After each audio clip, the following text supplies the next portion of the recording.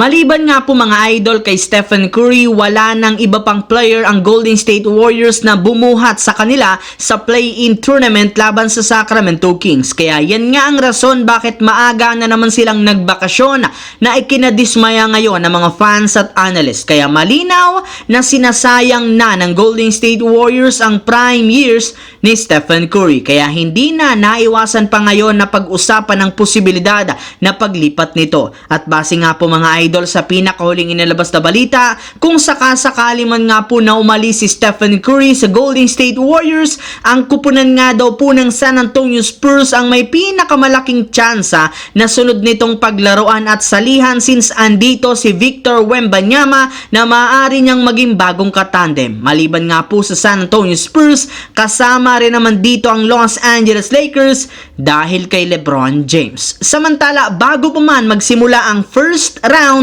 ng Los Angeles Lakers at Denver Nuggets, inumpisahan na ng Lakers ang kanilang team practice kung saan lahat nga ng kanilang mga malalaro dito gigil na mag-ensayo sa kanilang ginagawang shooting drills. Ayon nga po sa naging pahayag ni Coach Darvin Ham, iba't ibang klaseng game plan ang sinubukan nilang gawin ngayon since alam nga po niya na maraming senaryo ang pwedeng mangyari sa kanilang magiging laban sa Denver Nuggets. Maging ang dating player ng Lakers na si Rajon Rondo, sinusubukan na rin naman tulungan dito ang Lakers para manalo. Ayon nga po sa naging pahayag nito sa media, para nga po matalo nila ang Nuggets, kailangan nila na magkaroon ng big lineup kagaya ng ginawa ng Lakers noong taong 2020 kung saan tinalo nga nila dito sa West Finals gamit ang kanilang tatlong sentro na sina Anthony Davis, Dwight Howard at JaVale McGee. Bukod nga po dyan, kailangan rin naman nga itong atakihin ang depensa nito upang sa ganon hindi siya maging komportable sa kanilang game katulad na lamang ng nangyari taong 2020. Sa ganyang paraan,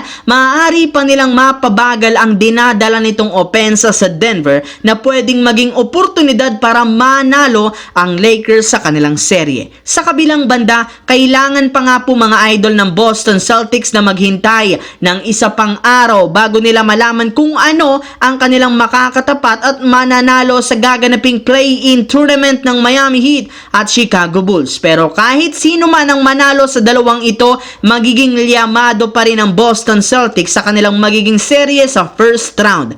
Sa katunayan, pareho nga pong undermanned ang lineup ng Miami Heat at Chicago Bulls sa pagkawala at pagtatamo ng injury ng kanilang mga superstar. Sa parte nga po ng Miami Heat, kinumpirma ngayong araw na mawawala si Jimmy Butler ng ilang linggo bunsod ng pagtatamo ng injury sa kanyang tuhod laban sa Philadelphia 76ers. Habang pagdating naman sa Chicago Bulls, nagkaroon na rin naman nga po ng season-ending injury ang superstar nila na si Zach LaVine na siyang rason bakit hindi na ito makakapaglaro pa sa playoffs. Kaya kahit sino man ang kalabanin ng Boston Celtics sa first round, maswerte pa rin sila.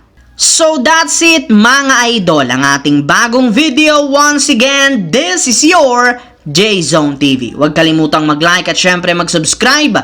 Pindutin ang notification bell sa akin channel para lagi kayo maging updated sa mga videos na pinapalabas ko. Isang malaking shoutout sa lahat mga idol. Maraming salamat po.